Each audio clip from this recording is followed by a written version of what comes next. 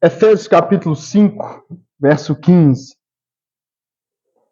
Efésios capítulo 5, verso 15 a 33. Continuamos a série Família Criada por Deus. Estamos chegando ao fim da segunda temporada, onde estamos falando sobre edificando o casamento. Semana passada nós retomamos, porque havíamos dado uma pausa para a série sobre a reforma. E voltamos na semana passada com o tema casamento e a palavra de Deus. Hoje o tema é casamento e o Espírito Santo.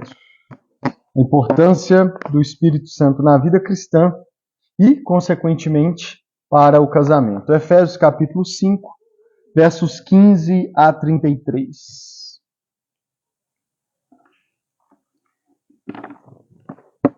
Efésios 5, 15 a 33, diz assim a palavra de Deus. Tenham cuidado com a maneira como vocês vivem, que não seja como insensatos, mas como sábios, aproveitando ao máximo cada oportunidade, porque os dias são maus. Portanto, não sejam insensatos, mas procurem compreender qual é a vontade do Senhor. Verso 18.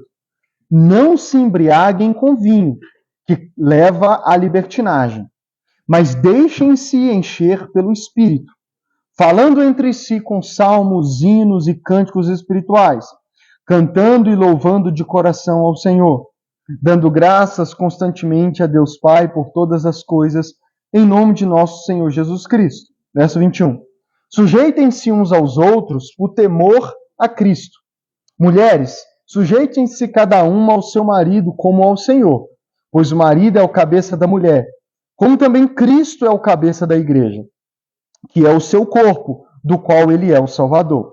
Assim como a igreja está sujeita a Cristo, também as mulheres sejam em tudo sujeitas aos seus maridos. Ame cada um a sua mulher, assim como Cristo entregou-se por ela, para santificá-la, tendo-a purificado pelo lavar da água mediante a palavra, e para apresentá-la a si mesmo como igreja gloriosa, sem mancha, nem ruga ou coisa semelhante, mas santa e inculpável.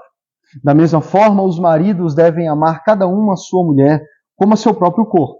Quem ama a sua mulher, ama a si mesmo. Além do mais, ninguém jamais odiou o seu próprio corpo, antes o alimenta e dele cuida, como também Cristo, pois somos membros do seu corpo.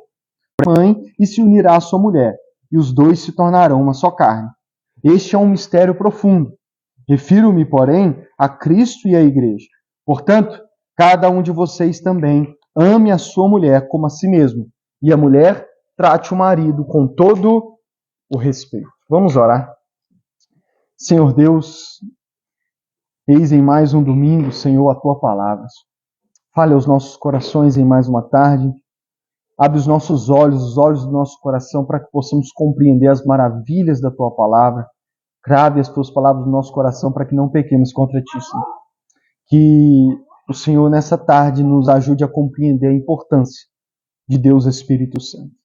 E não só hoje, Espírito Santo, mas como sempre, eu peço a tua ajuda, porque a obra de iluminação do coração das pessoas para enxergar a glória na tua palavra, a glória de Cristo através da tua palavra, essa obra pertence a ti. Nada que eu disser aqui, por mais que eu me esforce, Senhor, fará com que o coração dessa pessoa mude. Somente a tua obra, o teu poder no íntimo de cada coração que vai ouvir essa pregação, pode transformar cada um aqui. Portanto, é confiando em ti que eu vou pregar nesta noite, nessa tarde, mais um dia, confiando na tua obra no coração de todos que ouvirão essa pregação. Em nome de Jesus, amém. Irmãos, o tema de hoje é casamento e o Espírito Santo. Falamos a semana passada, como eu disse, casamento é a palavra de Deus. E hoje nós vamos falar sobre casamento e o Espírito Santo. Uma breve introdução aqui, importante. Eu não sei se não me recordo se eu já disse, se eu já falei esse detalhe em alguma outra pregação, mas os livros e as cartas da Bíblia não foram escritas por seus autores utilizando a divisão entre capítulos e versículos. A nossa Bíblia hoje ela é dividida em capítulos e versículos, o que nos ajuda a facilitar, a encontrar textos, a memorizar textos e, como eu acabei de fazer, pedir você para abrir no capítulo 5 de Efésios e lemos dos versos 15 até o 33.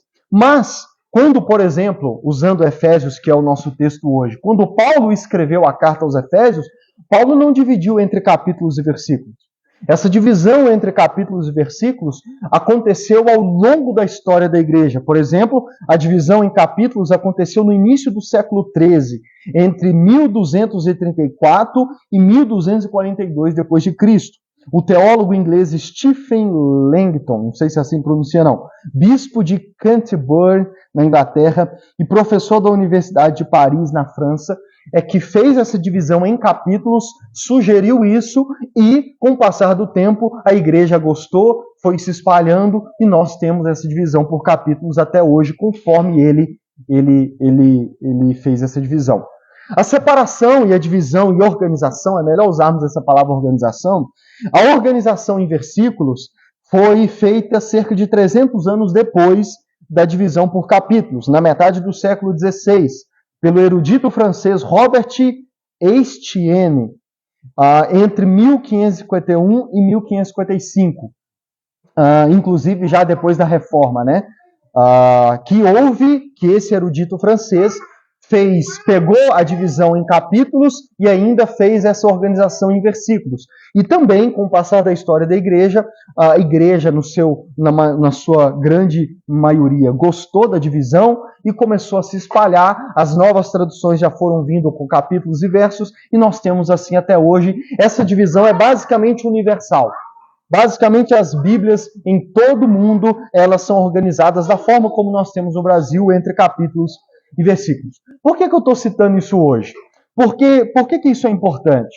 Porque entender que essa organização de capítulos e versículos foi feita depois na história da igreja, nos ajuda. Por quê? Porque, na grande maioria das vezes, essa divisão nos ajuda, facilita memorização, né, organização e tudo mais. Mas existe um lado negativo nessas divisões. Qual é? O lado negativo é que, vamos dizer assim, não é inspirado por Deus essa divisão, no sentido de que não é perfeito, né? Então, por que eu digo isso? Porque alguns capítulos, eu não sei, nós estamos lendo Atos dos Apóstolos, eu acabei de ler Atos dos Apóstolos, por exemplo, e principalmente nos últimos capítulos de Atos, você vai ver que o capítulo ele é dividido no meio do discurso de Paulo, por exemplo. Paulo está se defendendo, e aí acaba um capítulo e começa outro. Tanto que se a gente que gosta de seguir leituras diárias por capítulo, às vezes se você for parar no capítulo 16, você vai parar no meio do capítulo do discurso de Paulo. Só para dar um exemplo, né? Então, e na verdade o discurso acaba tipo no meio do capítulo, né? Então por que isso é ruim? Tem um lado negativo? Porque às vezes a gente perde essas divisões nos induzem a interpretar versículos isolados, ou capítulos isolados, ou assuntos isolados. E principalmente nas nossas Bíblias, por exemplo, na NVI que nós usamos, por exemplo, a partir do verso 15 de Efésios, tem um subtítulo em negrito, Vida em Comunidade, que também não foi o apóstolo Paulo que colocou, é posteriormente que isso é colocado. Tanto que se você tiver várias versões da Bíblia, até esses títulos vão mudar. Então, isso é bom por um lado, mas por outro lado, às vezes essas divisões e subtítulos nos induz a interpretar o texto, a passagem, ou ler trechos da Bíblia que às vezes a gente perde a ligação que um assunto tem a ver com um assunto anterior. Às vezes a gente foca num capítulo e nos perde no sentido de que, às vezes, para entender o 16, a gente tem que ler o 15, por exemplo, para dar um exemplo para vocês. Então, por que eu estou dizendo isso? Porque o assunto de hoje é o casamento e o Espírito Santo. E na maioria das Bíblias, o assunto aqui nas divisões de versículos, a partir do verso 22, é que na NVI está escrito assim, deveres conjugais. Então, o que isso nos induz? Olha, é a partir do verso 22 que o assunto de casamento começa. Mas, na verdade, irmãos, nós não podemos fazer essa divisão. Porque aí entra o meu primeiro ponto após essa breve introdução. o assunto de casamento ele não começa no verso 22. Ou então, vamos dizer assim, do verso 21 para o verso 22, Paulo não começa a tratar de um outro assunto, do assunto de casamento, sem ter ligação com os versos anteriores. Então, a partir do verso 22, ele vai mais especificamente falar de casamento, sobre os deveres e as responsabilidades dos cônjuges de marido e mulher. Mas o que Paulo escreveu nos versos anteriores, e não só do 15 ao 21 que nós lemos, mas em toda a carta, está tudo intimamente ligado. Amém? Então, Paulo, antes, já nos versículos anteriores, a partir do 15 que nós lemos, e em todo o capítulo anterior, 5, e toda a carta, Paulo está dando orientações para a vida cristã. O apóstolo Paulo, aqui em Efésio, ele está dando orientações para a vida cristã. E essas orientações ele dá de modo geral para a vida cristã. Essas orientações, por exemplo, ele diz no verso 15: tenham cuidado com a maneira como vocês vivem, não sejam como insensatos, mas como sábios, aproveitando ao máximo cada oportunidade, porque os dias são maus. Portanto, não sejam insensatos, mas procurem compreender qual é a vontade do Senhor. Então, Paulo, ele está dando orientações para a vida cristã que se aplicam, sim, de modo geral para a vida cristã. Mas, essas orientações gerais, que poderíamos fazer a divisão, não está desconectado com o assunto de casamento. Pelo contrário, após Paulo dar essas orientações gerais para a vida cristã, é aí que ele então começa a falar de casamento e aplicar essas orientações gerais ao casamento. Tanto que o verso 21, que a nossa Bíblia divide aqui o assunto, o verso 21 ele diz: sujeitem-se uns aos outros por temor a Cristo. Uma orientação geral para a vida cristã, sujeitem-se uns aos outros. E depois de falar sujeitem-se uns aos outros de modo geral, a partir do verso 22, ele vai começar mais especificamente ao casamento. Uns aos outros tem aplicação ao casamento. Então ele vai começar a mostrar.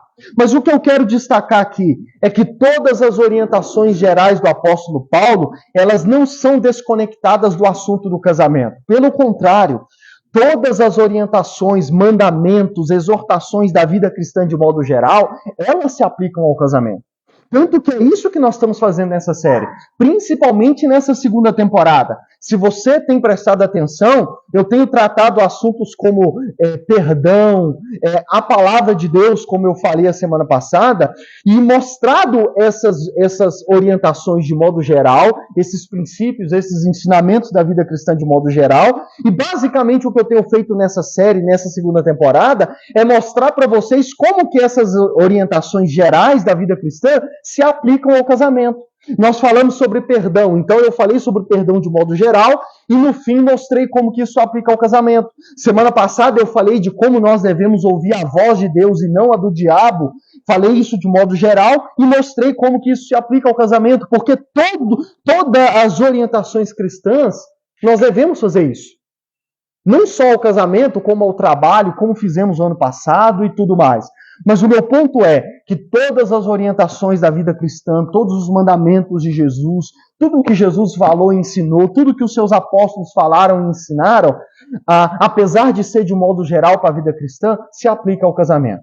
E o que nós vemos nas cartas de Paulo, por exemplo, é que ele começa com os gerais, com as orientações gerais, mas depois ele começa a fazer aplicações. Por exemplo, no verso 21 ele diz, sujeitem-se uns aos outros. A partir do verso 22 ao 33, ele vai mostrar como isso é praticado no casamento. Depois, no capítulo 6, ele vai falar como isso é aplicado na relação de pais e filhos. Depois, a partir do verso 5 do capítulo 6, ele vai falar como que esse princípio do verso 21 do capítulo 5 se aplica à relação entre escravos e senhores, entre patrão e funcionário hoje, por exemplo. Então, resumindo o meu ponto, todas as orientações da vida cristã, elas têm aplicação no casamento. E por que eu estou falando disso? Porque agora eu vou entrar no assunto de hoje. Verso 18 de Efésios capítulo 5. Verso 18. Olha o que ele diz no meio das orientações gerais. Verso 18 de Efésios 5. Não se embriaguem com vinho, que leva à libertinagem, mas deixem-se encher pelo Espírito. Vou ler de novo, verso 18. Não se embriaguem com vinho que leva à libertinagem, mas deixem-se encher pelo Espírito. Olha o que Paulo está dizendo para os cristãos. Não se embriaguem com vinho, com a bebida alcoólica, com a bebida forte, que leva à libertinagem, que leva a uma vida devassa, que leva a uma vida desregrada, que leva a uma vida de pecados. Mas deixem-se encher pelo Espírito Santo. O apóstolo Paulo, nesse verso 18, está nos apresentando de forma simples e objetiva, mas também ao mesmo tempo profunda, uma das maiores necessidades da vida cristã, da vida de todo cristão, que é ser cheio do Espírito Santo. Todo cristão, ele tem essa que é uma das principais, se não a necessidade básica da vida cristã, que é ser cheio do Espírito Santo. E Paulo, nesse simples verso 18, de forma bem objetiva, de forma simples, mas que se a gente estuda, a gente vê que é muito profundo, ele diz: não se embriague com vinho que leva à libertinagem, mas deixem-se encher pelo Espírito. E eu vou expor esse verso de trás para frente. Eu quero começar falando do ser cheio do Espírito, para depois falar da comparação entre o vinho e o ser cheio do Espírito. Primeiro, eu vou falar isso de duas formas. A primeira forma, eu quero falar sobre a obra e a importância da pessoa do Deus Espírito Santo. A obra e a importância da pessoa do Deus Espírito Santo. Eu não vou entrar em mais detalhes, porque para falar do Espírito Santo poderíamos dedicar uma série inteira. Ouso dizer para vocês que poderíamos dedicar um ano inteiro só para falar da obra e da importância do Espírito Santo. Mas eu quero nessa tarde resumir aqui. E a primeira forma que eu quero resumir isso é mostrando a importância e a obra do Espírito Santo, que é o Deus Espírito Santo, a terceira pessoa da Trindade, que é Deus, assim como Jesus é Deus e assim como Deus Pai é Deus. A importância da obra do Espírito Santo na vida de Jesus quando ele esteve nessa terra. Jesus, nós vamos, o mês que vem, falar sobre o Natal. Nós vamos falar sobre o Natal o mês que vem. E vamos comemorar a vinda de Jesus nessa terra. Jesus esteve nessa terra e ele viveu por 33 anos nessa terra. E eu quero resumir, através do Evangelho de Lucas e de Atos, a importância, como a Bíblia nos mostra que o Espírito Santo foi importante na vida de Jesus. Nós começamos em Lucas 1:35, quando Maria recebe a mensagem do anjo de que ela ficaria grávida e daria à luz um filho, que seria chamado Filho do Deus Altíssimo. E eu não sei se vocês vão lembrar, mas Maria logo fica espantada, porque ela diz: eu sou virgem, eu nunca me deitei com homem nenhum, sou comprometido, sou noiva de José, mas ainda não me deitei com ele. Então eu sou virgem. Como que isso vai acontecer? E qual que é a resposta do anjo para Maria? Descerá sobre você o Espírito Santo. O Espírito Santo vai vir sobre você. Irmãos, como foi possível uma virgem que nunca havia se deitado com um homem ter dado à luz a um filho? Ter gerado no seu ventre um filho? A resposta é: o Espírito Santo desceu sobre Maria e o poder do Altíssimo a envolveu e gerou nela aquele feto que cresceu e se tornou o nosso Senhor e Salvador Jesus Cristo. Então a vida de Jesus começa nessa terra com ele sendo gerado no ventre de Maria pelo poder do Espírito Santo. E é por isso que foi possível, porque o Espírito Santo gerou essa vida. É como se o Espírito Santo tivesse pegado a semente do Senhor Jesus, do embrião ali do Senhor Jesus Cristo e colocado no ventre de Maria. Em Lucas 6:22, adiantando um pouco a história, quando Jesus vai para ser batizado por João Batista, eu não sei se você vai lembrar, mas Lucas 3 diz que após Jesus ter sido batizado por João Batista, após sair da água, o Espírito Santo desceu sobre ele como uma forma de pomba. E após o Espírito Santo descer, bradou-se uma voz do céu dizendo: este é o meu filho amado, que me dá alegria. Então, após o batismo de Jesus, o Espírito Santo desceu sobre ele. Para que o Espírito Santo desceu sobre Jesus? O resto da história de Jesus que os evangelhos nos conta, nos revela isso. Por exemplo, já no capítulo 4, verso 1, diz assim: Jesus, cheio do Espírito Santo, voltou do Jordão, onde ele havia sido batizado, e foi levado pelo Espírito ao deserto para ser tentado por Satanás. Então, após Jesus ter sido batizado e o Espírito vir sobre ele, a Bíblia diz que, cheio do Espírito Santo, ele voltou do Rio Jordão e, guiado pelo Espírito Santo, levado pelo Espírito Santo, ele foi para o deserto para ser tentado pelo diabo. Foi o Espírito Santo quem levou Jesus para o deserto para ser tentado pelo diabo. A gente poderia fazer essa pergunta simples que crianças normalmente fazem, né? Se Jesus sabia que ia ser tentado, por que ele foi para lá? Por que Jesus foi para um deserto correndo o risco de ser tentado pelo diabo? É porque o Espírito Santo o levou. O Espírito Santo revelou para ele que era a vontade de Deus Pai que ele fosse ser provado e aprovado antes de iniciar o seu ministério público.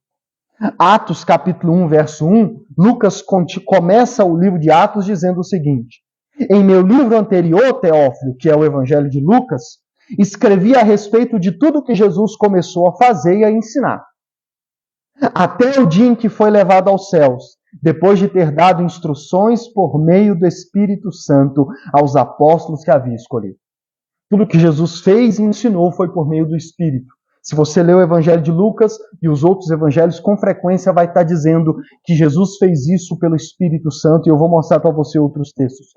Lucas começa o livro de Atos dizendo que depois de ter morrido e ressuscitado, Jesus andou por 40 dias com seus discípulos e deu a eles instruções por meio do Espírito Santo. Foi por meio do Espírito Santo que Jesus ensinou e deu instruções para os seus discípulos. Atos 10:38, Lucas diz assim: Deus ungiu a Jesus de Nazaré com o Espírito Santo e poder. E como ele andou por toda a parte fazendo o bem e curando todos os oprimidos pelo diabo, porque Deus estava com ele. Tudo que Jesus fez sobre essa terra foi cheio do Espírito Santo, foi pelo Espírito Santo, foi guiado pelo Espírito Santo. Depois nós vemos o Jesus prometendo o envio do Espírito Santo aos seus discípulos. João 14, versos 16 a 17, e depois o 26, Jesus diz assim para os seus discípulos. João 14 começa os últimos ensinamentos de Jesus antes da sua morte, antes dele ser entregue e ser levado para a cruz. De João 14 a João 17, está ali os ensinamentos finais na última semana de Jesus com os seus discípulos. E olha o que Jesus ensina e promete para os seus discípulos em João 14. Eu pedirei ao Pai e Ele lhes dará outro Consolador, outro Conselheiro, para estar com vocês para sempre. O Espírito da Verdade. O mundo não pode recebê-lo porque não o vê nem o conhece. Mas vocês o conhecem, pois ele vive com vocês e estará em vocês. Mas o Conselheiro, o Espírito Santo, que o Pai enviará em meu nome, lhes ensinará todas as coisas e lhes fará lembrar de tudo que eu lhes disse. Jesus já havia começado a dizer que ele ia ser entregue, morrer e ao terceiro dia ressuscitar. Os discípulos, então, mesmo sem entender ao certo, perfeitamente, como que isso iria acontecer, eles já começam a ficar tristes com aquela fala de Jesus. E Jesus, então, de João 14 a João 17, começa a dar umas promessas, ensinamentos e consolar os seus discípulos. E um desses consolos foi prometer que ele não os deixaria órfãos, mas enviaria um outro Consolador, um outro Conselheiro, o Espírito Santo da Verdade. E Jesus diz, ele vai viver em vocês e estará com vocês para sempre. E Jesus diz mais, ele diz assim, e ele lhes ensinará todas as coisas e lhes fará lembrar de tudo que eu disse. Os discípulos preocupados com como que eles iriam viver depois que Jesus fosse embora, e Jesus diz assim, além de ser um consolador, um conselheiro, ele também vai lembrar vocês de tudo que eu ensinei para vocês. Ele não deixará que vocês se esqueçam de tudo que eu ensinei para vocês. No capítulo 16 de João, verso 13 e 14, Jesus diz assim, quando o Espírito da verdade vier, ele os guiará a toda a verdade. Não falará de si mesmo, falará apenas o que ouvi, e lhes anunciará o que está por vir. Ele me glorificará, porque receberá do que é meu e o tornará conhecido a vocês. Jesus prometeu aos discípulos que o Espírito Santo, além de consolá-los, além de lembrá-los, iria guiá-los em toda a verdade. O Espírito Santo iria dar para eles entendimento a respeito das coisas que Jesus ensinou e que eles ainda talvez não tinham entendido. Muitas coisas os discípulos entenderam, passaram a entender só depois da morte e ressurreição de Jesus. A Bíblia deixa isso clara em outros textos. E por que isso aconteceu? Porque Jesus disse que depois da sua morte e ressurreição, ele enviaria o Espírito Santo, que viveria com eles, habitaria neles, os guiaria, os consolaria, os faria lembrar os seus ensinamentos e iria receber dele e transmitir para eles tudo aquilo que eles ainda não haviam entendido. Inclusive, é no capítulo 14 ou 16 que Jesus diz assim para eles: eu ainda tenho muita coisa para ensinar para vocês, mas por enquanto vocês não podem suportar. Mas quando o Espírito vier, ele ensinará a vocês todas as coisas e os guiará em toda a verdade. Então, parte da revelação do Evangelho, da obra, do reino de Deus, os discípulos entenderam depois que o Espírito Santo foi enviado e depois que eles foram cheios do Espírito Santo. Agora, resumindo a obra do Espírito Santo na igreja em Atos dos Apóstolos. Quando a gente começa a ler Atos dos Apóstolos, a gente vê que, como alguns teólogos dizem, Atos dos Apóstolos poderia muito bem ser chamado de Atos do Espírito Santo. Atos dos Apóstolos poderia muito bem ser chamado de Atos do Espírito Santo, porque Atos não apenas revela os primeiros atos dos apóstolos, mas vai nos mostrar como que é o Espírito Santo quem estava por detrás dos atos dos apóstolos. E eu vou ler alguns versos sem dar muitos detalhes, só para você ter esse panorama. Por exemplo, em Atos 1:8, olha a promessa que Jesus faz para os discípulos: vocês receberão poder quando o Espírito Santo descer sobre vocês, e serão minhas testemunhas em Jerusalém e toda a Judéia e Samaria até os confins da terra. No final de Lucas, Jesus havia dito: não saiam de Jerusalém até que do alto vocês sejam. Atos 1:8, Jesus diz: quando vai dar para vocês poder, e vocês então irão até os confins da terra sendo minhas testemunhas. Jesus deixa claro que não era para eles começarem a missão de evangelizar o mundo sem que primeiro eles fossem cheios do Espírito Santo, para mostrar a importância do Espírito Santo na obra da igreja.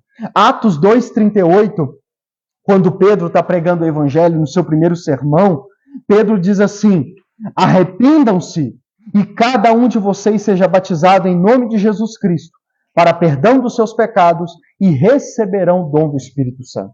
Uma das promessas que Pedro faz na sua pregação para aqueles que se arrependerem é que eles receberiam a bênção do Espírito Santo, o enchimento do Espírito Santo, como eles, apóstolos, haviam recebido no início de Atos, capítulo 2. Atos capítulo 4, verso 31 diz assim: depois de orarem, tremeu o lugar em que estavam reunidos. Todos ficaram cheios do Espírito Santo e anunciavam corajosamente a palavra de Deus. Atos 4 diz que depois de orarem, o lugar tremeu, todos foram cheios do Espírito Santo. E o que eles fizeram cheios do Espírito Santo? Anunciavam corajosamente a palavra de Deus. Não só Pedro, que havia negado Jesus por medo das pessoas lá no final dos evangelhos, agora Pedro, no capítulo 3, está pregando cheio do Espírito Santo.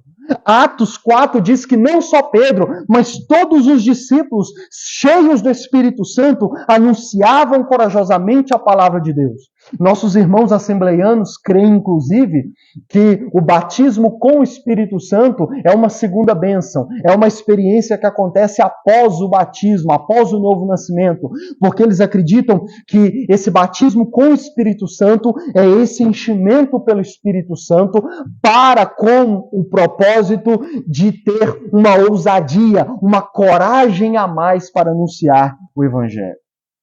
E esse texto nós vemos isso, que os cheios do Espírito Santo anunciavam corajosamente a palavra de Deus. Atos capítulo 6, verso 3, diz assim: irmãos, escolham entre vocês 7 homens de bom testemunho, cheios do Espírito Santo e de sabedoria. A escolha dos diáconos, quando a igreja precisava de mais trabalhadores, os apóstolos dizem para a igreja: escolham 7 homens. E aí os apóstolos dão 2 requisitos mínimos: que sejam cheios do Espírito Santo e de sabedoria. porque era um requisito mínimo ser cheio do Espírito Santo para que fizesse a obra do ministério. Atos 9:31 diz assim: a igreja passava por um período de paz em toda a Judéia, Galileia e Samaria. Ela se edificava e, encorajada pelo Espírito Santo, crescia em número, vivendo no temor do Senhor. É o Espírito Santo quem encorajava a igreja e levava ela a crescer em número e a viver no temor do Senhor. Atos 13, verso 2, diz assim: enquanto adoravam ao Senhor e jejuavam, disse o Espírito Santo: separem-me Barnabé e Saulo para a obra que os tenho chamado. Em Atos 13, é o Espírito Santo quem envia Paulo e Barnabé para uma obra missionária a partir da igreja de Antioquia. A igreja de Antioquia estava orando e jejuando e adorando ao Senhor, e o Espírito Santo guia a igreja para enviar especificamente Paulo e Barnabé para a obra missionária. Obra essa que começa no capítulo 13 e mostra praticamente a vida de Paulo no resto de Atos, indo até chegar em Roma e ser morto em Roma. Por que Paulo fez tudo o que fez? Porque no início de tudo o Espírito Santo o enviou para a obra missionária. No verso 52 do capítulo 13 de Atos, diz assim: os discípulos continuavam cheios. Eles não só eram cheios, mas eles continuavam cheios de alegria e do Espírito Santo. Nós não podemos ser cheios do Espírito Santo uma única vez. Não é uma experiência única na vida cristã, mas é um chamado para que continuamente sejamos cheios do Espírito Santo. Atos 15, 28 diz assim: pareceu bem ao Espírito Santo e a nós não impor a vocês nada além das seguintes exigências necessárias. Qual que é o contexto aqui? O contexto é um dos primeiros problemas que surgiu na igreja. Qual era esse problema? O que nós vamos exigir? Quais são os requisitos mínimos? Quais são, vamos dizer assim, as regras mínimas que os gentios, aqueles que não são judeus, mas que se converteram a Cristo, devem seguir? Porque os judeus não comiam carne sacrificada, os judeus não comiam porco, os judeus tinham várias leis, vários costumes que alguns estavam querendo impor aos gentios que não eram judeus. E aí tem um problema na igreja onde eles têm que fazer uma primeira grande reunião, é o primeiro concílio de Jerusalém, chamado assim, onde eles têm que decidir: será que os gentios têm que seguir tudo à risca como judeus ou eles não precisam? E no fim dessa reunião, desse concílio, olha como que os apóstolos dizem para os irmãos o resultado da reunião. Olha o que eles dizem: pareceu bem ao Espírito Santo e a nós. Eles dizem que, vamos dizer assim, a conclusão que eles tiveram no fim da reunião foi pareceu bem ao Espírito Santo e a nós. Ou seja, o Espírito Santo fazia parte da reunião, fez parte da reunião que definiu as orientações que eles iriam dar para os gentios. Atos 16, verso 6, Paulo e seus companheiros viajaram pela região da Frígia e da Galácia, tendo sido impedidos pelo Espírito Santo de pregar a palavra na província da Ásia. Quando chegaram à fronteira da Mísia, tentaram entrar em Bitínia, mas o Espírito de Jesus o impediu. Em Atos 16 diz que era o Espírito Santo, inclusive, e impediu Paulo de ir em 2 cidades para pregar o Evangelho. É como se o Espírito Santo estivesse dizendo assim: olha, você não vai para essa cidade. Paulo, você quer ir, mas essa não é a prioridade. Você tem que ir para a cidade tal. Então, olha para você ver. Além de enviar Paulo para a missão, era o Espírito Santo quem, inclusive, guiava Paulo para qual cidade ir e qual cidade não ir. É por isso que, resumindo, Atos dos Apóstolos poderia ser muito bem chamado de Atos do Espírito. Porque é o Espírito Santo quem, em todo o livro de Atos, em que em todo o início da história da igreja, conduzia a igreja, os primeiros cristãos. Ser cheios do Espírito Santo era ser guiado pelo Espírito Santo em tudo na vida cristã. Desde quem enviar para ser missionário, desde qual cidade plantar uma igreja, enfim, é o Espírito Santo quem guiava tudo no início da igreja. Segunda coisa que eu quero destacar é os sinais e os frutos de uma pessoa cheia do Espírito Santo. Então eu falei até aqui da importância da obra do Espírito Santo na vida de Jesus e na vida da igreja dos primeiros cristãos. Agora eu quero, no meu segundo ponto, dentro desse assunto de ser cheio do Espírito Santo, eu quero falar sobre os sinais e frutos de uma pessoa cheia do Espírito Santo. Porque além de encorajar os cristãos a serem cheios do Espírito Santo e mostrar a importância, o Espírito Santo não é apenas aquele quem guia em questões exteriores. Define qual cidade ir, define o que definir nas reuniões. O Espírito Santo não agia apenas nessas coisas externas. Uma pessoa cheia do Espírito Santo, ela também gera sinais no seu interior, na sua vida pessoal. Mostrei para vocês aspectos meio que exteriores do Espírito Santo guiando a igreja. Mas, nesse segundo ponto, o Espírito Santo, uma pessoa cheia do Espírito Santo, ela vai gerar sinais e frutos. Para isso, eu quero voltar ao verso 18 de Efésios. Paulo diz assim: não se embriaguem com vinho, que leva à libertinagem, mas deixem-se encher pelo Espírito. Preste atenção no que Paulo está fazendo aqui. Paulo está fazendo uma comparação e um contraste para dar vida ao ensinamento sobre ser cheio do Espírito Santo.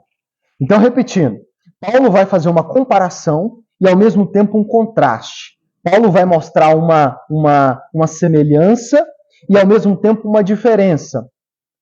Quando Paulo quer ensinar sobre a importância de ser cheio do Espírito, ele faz uma comparação e um contraste com alguém que se embriaga com vinho, com alguém que se embriaga com bebida forte. O que Paulo faz? Para tentarmos entender o que Paulo está dizendo. Primeiro ele começa dizendo, não se embriaguem com vinho que leva à libertinagem. O que Paulo está dizendo aqui nessa frase? Paulo está nos lembrando algo que é muito claro para nós. Muito claro, muito claro.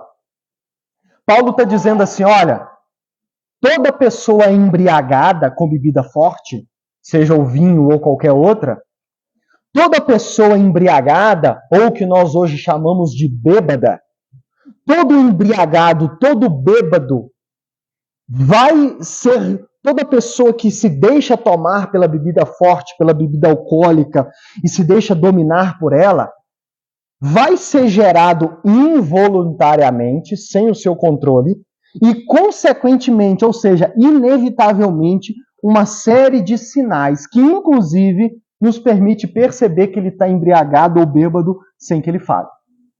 Não é fácil a gente olhar para uma pessoa na rua e falar, ó, esse aí já aconteceu com você? Com certeza, né? Se olhar para uma pessoa e falar, esse aí já está para lá de Bagdá.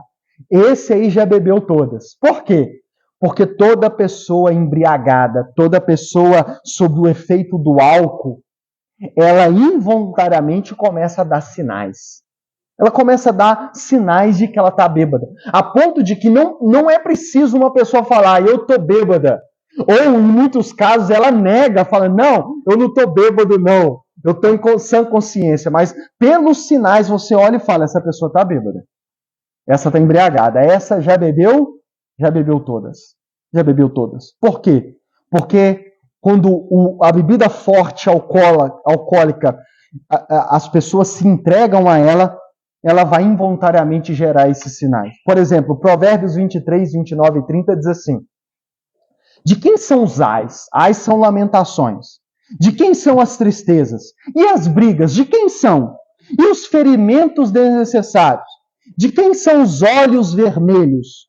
Dos que se demoram bebendo vinho, dos que andam à procura de bebida misturada. Então olha o que o Provérbios está dizendo. O Provérbios está dizendo assim, olha, quem é que fica lamentando?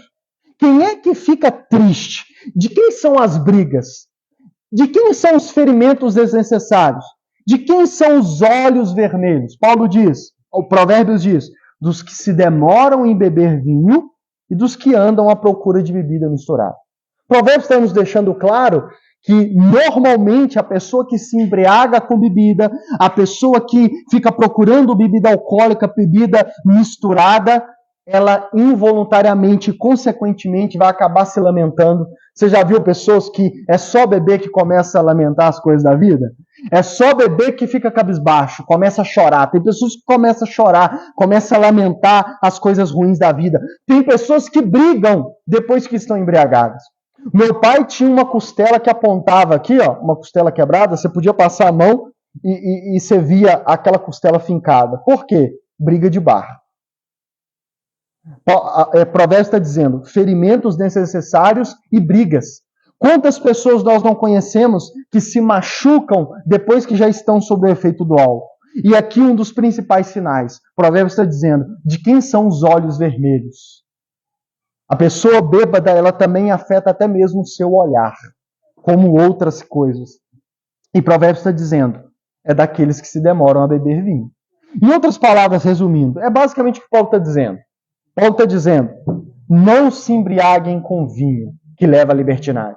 Porque a embriaguez, ela não só dá sinais, como ela leva a várias outras coisas, como briga, ferimentos desnecessários, tristezas, lamentos, como diz o Provérbios. Mas Paulo também diz, mas o vinho, a embriaguez também leva à libertinagem. A embriaguez também leva a vários outros pecados. Tem pessoas que dizem, não, eu só vou beber para me divertir. Mas em alguns casos ela não apenas se diverte, como por causa da embriaguez ela começa a cometer vários outros pecados. Por quê? Porque Paulo está dizendo que a embriaguez leva à libertinagem.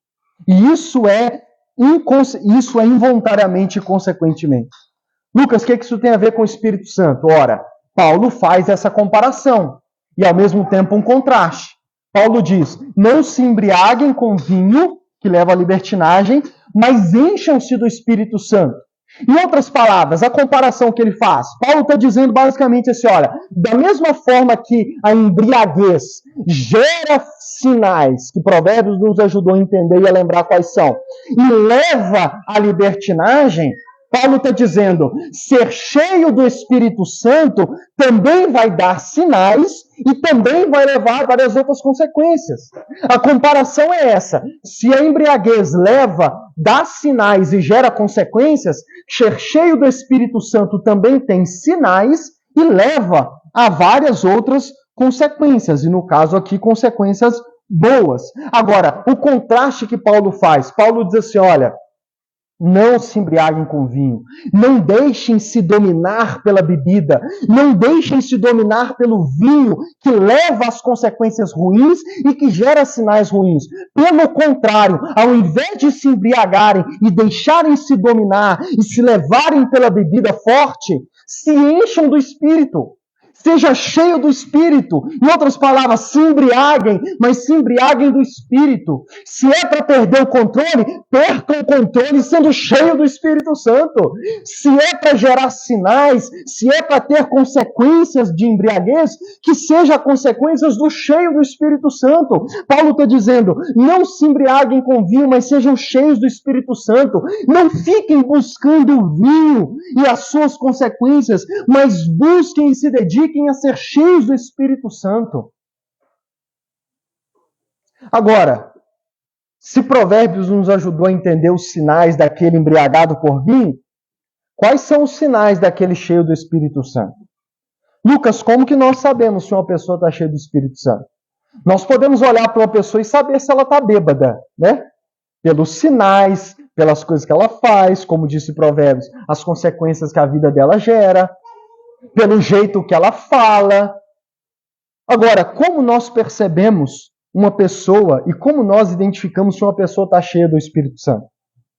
Se você está com a Bíblia aberta em Efésios, volta algumas páginas para Gálatas capítulo 5. Gálatas capítulo 5.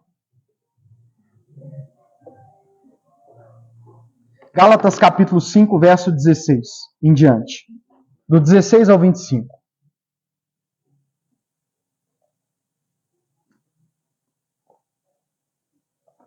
Gálatas 5, 16 a 25 diz assim: Por isso digo, vivam pelo Espírito, e de modo nenhum satisfarão os desejos da carne.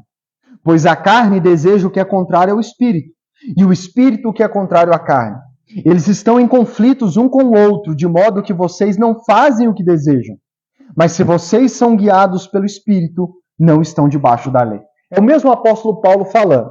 E o que eu quero enfatizar desses versos 16 a 18? É que ele diz, vivam pelo Espírito, e no verso 18, sejam guiados pelo Espírito. No verso 25, ele vai dizer, vivam pelo Espírito. Andem pelo Espírito. Viver pelo Espírito, ser guiado pelo Espírito, andar pelo Espírito, são sinônimos da Bíblia de ser cheio do Espírito. Então, uma pessoa cheia do Espírito Santo, ela vai viver pelo Espírito Santo, como Jesus viveu, como a igreja viveu.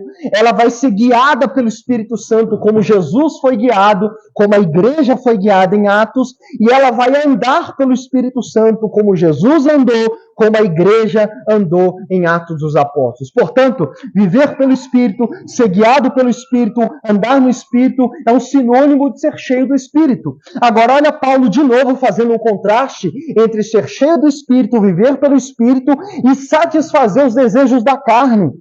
Que Paulo, inclusive, vai dizer que um está em oposição ao outro. É basicamente a comparação e a oposição que ele faz lá no verso 18 de Efésios, entre a embriaguez com vinho, que leva à libertinagem, que leva ao pecado, e o ser cheio do Espírito Santo. Aqui ele está fazendo basicamente a mesma coisa. Mas qual que é o ponto que eu quero destacar e que completa o assunto aqui em Efésios 5?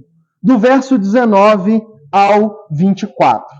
Ele continua dizendo, depois de falar da oposição entre carne e espírito, entre viver pela carne, satisfazer os desejos da carne e viver pelo espírito, verso 19 ele vai explicar melhor o que é ceder aos desejos da carne, estar sob a influência da carne e o ser cheio do espírito. Verso 19 ele diz assim, ora, meio que explicando, ora, as obras da carne são manifestas, ou seja, aquele que está vivendo na carne, como a gente gosta de dizer nas igrejas evangélicas, está vivendo na carne, irmão, vigia. As obras da carne, as consequências da carne, aquilo que a carne gera, que viver na carne gera, são manifestas. Ou seja, Paulo está dizendo, é fácil de você perceber, fazendo o link com Efésios 18. Do mesmo jeito que você pode claramente ver se uma pessoa está bêbada por causa das manifestações e dos sinais, Paulo vai dizer, você quer saber se uma pessoa está vivendo na carne e não está cheia do Espírito? Estes são os sinais e as manifestações. Aí ele diz, imoralidade sexual, impureza, libertinagem, que é o mesmo que ele disse em Efésios 5,18, idolatria e feitiçaria, ódio, discórdia, ciúmes, ira, egoísmo, dissensões, facções e inveja, embriaguez, orgia e coisas semelhantes. Eu os advirto como antes adverti, aqueles que praticam essas coisas não herdarão o reino de Deus. Então Paulo dá uma lista das coisas que aquele que está vivendo sob influência da carne, satisfazendo os desejos da carne, e não está vivendo sob o guiar do Espírito, a vida pelo Espírito gera. E ele dá essa lista de coisas. Verso 22. Mas o fruto do Espírito é... Agora ele vai mostrar as manifestações e os sinais de alguém cheio do Espírito Santo. Mas o fruto do Espírito é, ou seja, quando o Espírito está em alguém, isso gera frutos. Da mesma forma que a laranjeira gera laranja, uma pessoa cheia do Espírito Santo vai gerar fruto. Quais são esses frutos? Amor, alegria, paz, paciência, amabilidade, bondade, fidelidade, mansidão e domínio próprio. Contra essas coisas não há lei. Os que pertencem a Cristo Jesus crucificaram a carne com as suas paixões e os seus desejos. Qual é os sinais daqueles que estão cheios do Espírito Santo? Amor, alegria, paz, paciência, amabilidade, bondade, fidelidade, mansidão e domínio próprio.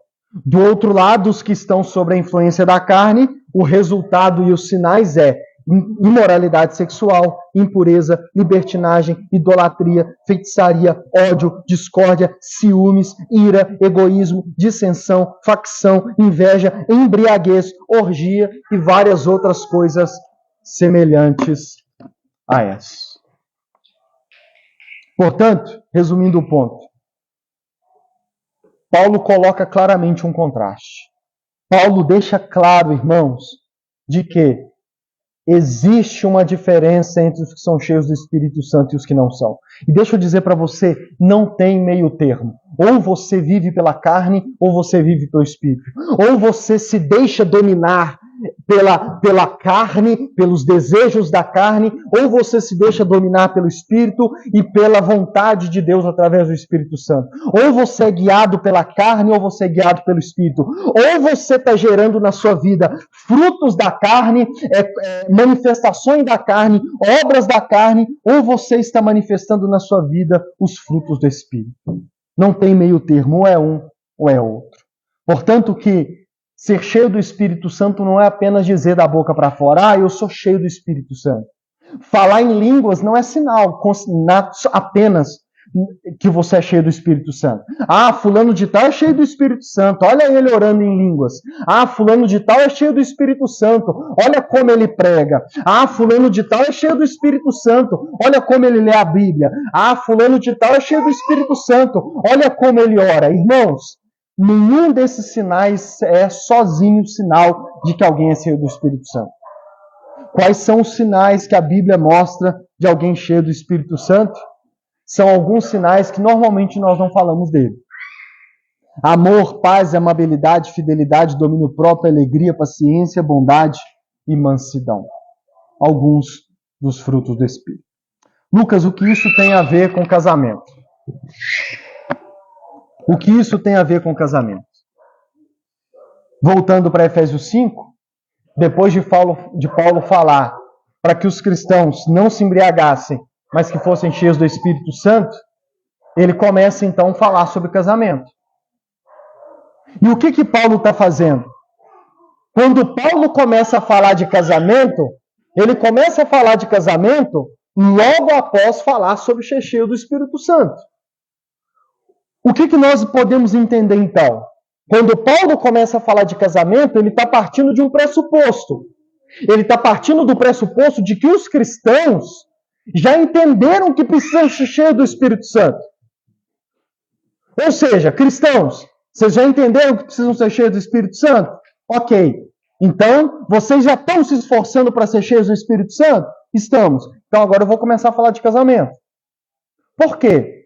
Porque não tem como também falarmos de casamento saudável, duradouro e feliz sem falarmos sobre ser cheio do Espírito Santo. Paulo parte do pressuposto de que aqueles maridos e esposas que ele vai falar para as esposas se sujeitar ao marido e para o marido dar a vida pelas esposas, são pessoas cheias do Espírito Santo. São cristãos que já entenderam que eles não têm que se entregar à embriaguez, mas que eles têm que buscar ser cheios do Espírito Santo. Então, agora que vocês já entenderam isso, eu agora posso falar sobre casamento e sobre as outras questões do casamento. Até porque as implicações aqui são simples. 3 implicações simples aqui da relação do ser cheio do Espírito Santo com o casamento. Primeira delas, somente cheio do Espírito Santo é que você terá o poder necessário para encarar os desafios do casamento. Eu já apresentei para vocês nas últimas semanas nessa série os desafios que o casamento traz. Certo? Irmãos, somente cheios do Espírito Santo, nós vamos ter o poder que precisamos para encarar os desafios do casamento. Deixa eu dizer para você, Jesus precisou do Espírito Santo para fazer tudo o que fez nessa terra. A igreja, no início de Atos, era guiada pelo Espírito Santo, era orientada pelo Espírito Santo, era encorajada pelo Espírito Santo. Jesus diz que é o Espírito Santo quem consola, quem guia em toda a verdade, quem revela a verdade ao coração dos cristãos. E deixa eu dizer para você, tudo que temos ouvido e que já ouvimos sobre casamento nas últimas semanas, nesse ano inteiro, você precisa do Espírito Santo para colocar tudo isso em prática. Você precisa estar cheio do Espírito Santo para ter força, coragem, encorajamento, consolo para lidar com todos os desafios que o casamento traz.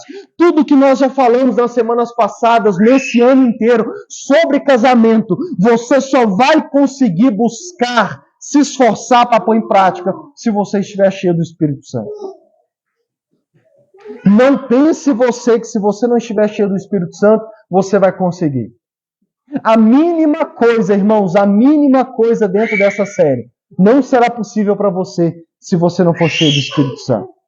Segunda implicação, Sendo o casamento a relação mais íntima que existe, eu já falei muito sobre isso na primeira série, na primeira temporada. Sendo o casamento o tipo de relação mais íntima que existe, imagine um casamento onde o que existe em abundância são as obras da carne. Irmãos, pensa agora. Imagine um casamento, um casal que tem que viver todos os dias da sua vida junto, debaixo do mesmo teto, que tem que pagar boleto junto, se preocupar com conta junto, cuidar de filho junto. Amém? Arcar com as responsabilidades juntos.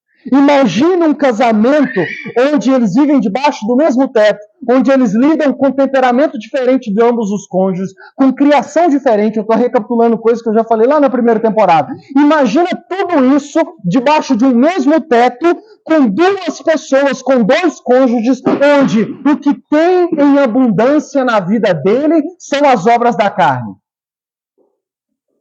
Imagina. E quais são as obras da carne? Imoralidade sexual, impureza, libertinagem, idolatria, feitiçaria, ódio, discórdia, ciúme, ira, egoísmo, dissensão, facção, inveja, embriaguez, orgia e outras coisas semelhantes. Imagine um casamento onde os cônjuges, o que transborda da vida deles é as obras da carne. Na terceira temporada do ano que vem, eu vou falar sobre os inimigos do casamento. E algumas dessas obras da carne, eu vou dedicar uma pregação inteira para cada uma delas. Para mostrar, irmãos, como que essas obras da carne são inimigas do casamento e como que essas obras da carne, se tiver no casamento, elas podem destruir o poder que elas têm para destruir o casamento. A segunda pergunta eu faço novamente a implicação. Como é possível um casamento feliz e duradouro? Se o que abunda na vida dos cônjuges, dos dois, ou de um deles pelo menos, é obras da carne e não os frutos do Espírito. Imagina um casamento. Não é difícil imaginar.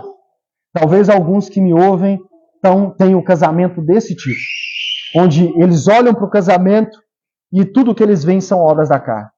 Talvez você conhece pessoas, casais, onde você consegue ver de longe, da mesma forma que se um bêbado entrasse nessa porta ali agora, eu rapidamente conseguiria ver se ele está bêbado. Existem casais, talvez, que conhecemos, que de longe a gente vê que a única coisa que tem no casamento deles são obras da carne. E a terceira implicação é de que, do outro lado, imagine um casamento em que ambos os cônjuges são cheios do Espírito Santo e geram em abundância os frutos do Espírito. Repetindo os frutos do Espírito: amor, paz, amabilidade, fidelidade, domínio próprio, alegria, paciência, bondade e mansidão. Imagine um casal em que ambos os cônjuges são cheios do Espírito e que geram em abundância na vida deles frutos do Espírito. Irmãos, eu afirmo para vocês, um casamento só pode ser feliz e duradouro se os cônjuges forem cheios do Espírito e gerarem em abundância os frutos do Espírito. Um casamento só pode ser feliz e duradouro se os cônjuges forem cheios do Espírito Santo. Porque um casamento em que ambos os cônjuges são cheios do Espírito Santo e geram os frutos do Espírito Santo, este é um casamento feliz. Porque este é um casamento onde haverá amor, paz, amabilidade, fidelidade, domínio próprio, alegria, paciência, bondade e mansidão. Poderíamos dedicar uma pregação para cada um desses frutos, para cada uma dessas coisas, mostrando inclusive como que eles são importantes. Na verdade, já tive pregação nessa segunda temporada sobre o amor, sobre a paciência. E também já falamos na primeira temporada sobre fidelidade. O casamento é uma aliança. Pois bem, é impossível ter um casamento feliz e duradouro sem a presença do Espírito Santo. E essa é a relação entre o Espírito Santo e o casamento. Precisamos ser cheios do Espírito Santo para termos um casamento feliz e duradouro. Como isso nos aponta para o Evangelho para finalizarmos? Jesus, em João 16, 6 e 7, ele diz assim para os seus discípulos: porque falei essas coisas, o coração de vocês encheu-se de tristeza. Mas eu lhes afirmo que é para o bem de vocês que eu vou. Se eu não for, o conselheiro não virá para vocês. Mas se eu for, os enviarei. Os discípulos tinham ficado tristes quando Jesus falou que ia embora. E Jesus disse assim, olha, não fiquem tristes. Na verdade, vocês têm que ficar felizes. Por quê? Porque se eu voltar para o Pai, eu vou enviar o Espírito. Se eu não voltar para o Pai, não tem como eu enviar o Espírito. Mas se eu voltar, eu vou enviar o Espírito. E é para o bem de vocês que eu enviarei o Espírito Santo. Irmãos, eu creio que já está claro do porquê que era para o bem dos discípulos que Jesus iria enviar o Espírito. Mas o que eu quero dizer aqui nesse ponto do Evangelho é, normalmente, quando nós falamos do sacrifício de Jesus, quando nós falamos e lembramos que Jesus deu a vida por mim e por você, normalmente sobre o que nós lembramos? Normalmente nós lembramos que Jesus deu a vida por nós para perdoar os nossos pecados. E de fato isso está correto. Essa é a primeira bênção que Jesus nos concede por meio do seu sacrifício na cruz, o perdão dos nossos pecados. Mas deixa eu dizer para vocês, esse não é o único, irmãos. Uma outra bênção que nós recebemos por causa do sacrifício de Jesus por nós na cruz é o envio do Espírito Santo. Se Jesus não tivesse dado a vida por mim e por você naquela cruz, se Ele não tivesse vivido nessa terra, morrido, ressuscitado e voltado para o Pai, Ele mesmo, como Ele mesmo disse, Ele não poderia ter enviado o Espírito Santo. E nós teríamos uma vida seca sem o Espírito Santo. É por isso que Jesus diz, eu preciso morrer, ressuscitar, voltar para o Pai e enviar o Espírito. E se eu enviar o Espírito, será para o bem de vocês. Será para o bem de vocês. Irmãos, a primeira grande bênção é o perdão dos pecados. Mas a segunda grande bênção que o sacrifício de Jesus nos concede é o dom do Espírito Santo. Pedro, em Atos 3, pregando, quando as pessoas, depois de ouvir ele pregar, diz assim, o que nós faremos? Pedro responde, arrependam-se e cada um de vocês seja batizado em nome de Jesus Cristo, para perdão dos seus pecados, e receberão o dom do Espírito Santo. Pedro diz que uma das bênçãos não só é o perdão dos pecados, mas é o dom do Espírito, é a presença do Espírito em nossas vidas. Por isso que eu digo para vocês, devemos lembrar sempre do sacrifício de Jesus por nós e nos lembrar de que se Cristo não tivesse dado a vida por nós, Ele não teria voltado para o Pai e Ele não teria nos enviado o teu Santo Espírito.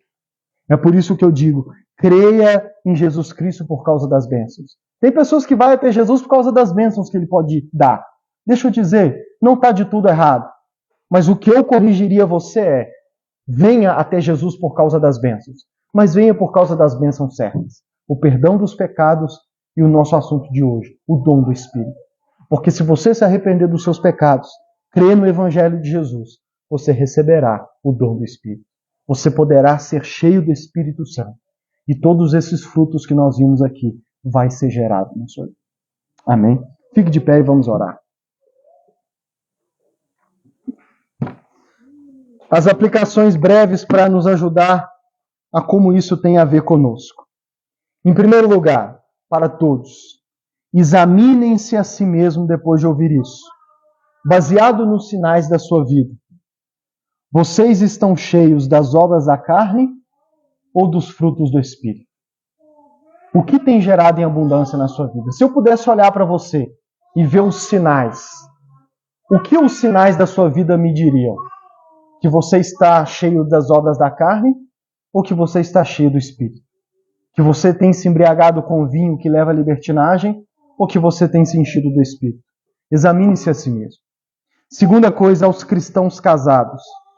Façam de tudo juntos para ser cheios e cada vez mais cheios do Espírito Santo.